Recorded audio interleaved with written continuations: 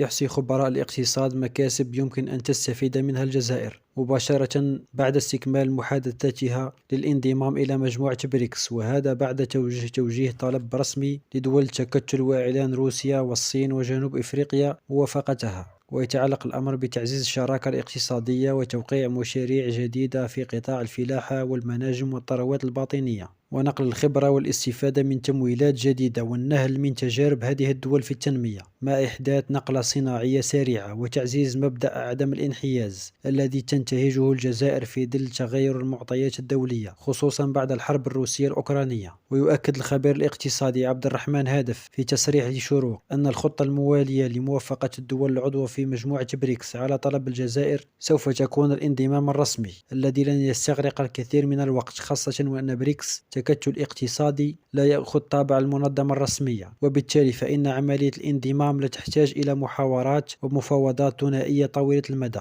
ولقاءات وشروط أو معايير معينة يجب الالتزام بها، كتلك المتعلقة بالانضمام إلى منظمة التجارة العالمية على سبيل المثال، حيث تكتفي الدولة الراغبة في الانضمام باقتراح ذلك لترد الأطراف العضوة. وقد حظيت الجزائر اليوم بموافقة كل من الصين وروسيا وجنوب إفريقيا. ويعدد الخبير 7 فوائد للانضمام الجزائر إلى مجموعة بريكس، منها تحقيق التكامل الاقتصادي مع الدول العضوة في هذه المجموعة، حيث ستكون هذه العضوية في خدمة المصالح الاقتصادية للجزائر، كما أن هذا الانضمام سيؤهل الجزائر إلى التوقيع على مشاريع اقتصادية جديدة حسب خصوصيات هذه الدول، وتطوير البنى التحتية وتسهيل إنجاز المشاريع الكبرى. ويتعلق الأمر باستغلال الثروات المنجمية مع الصين على سبيل المثال، والتي تم أمس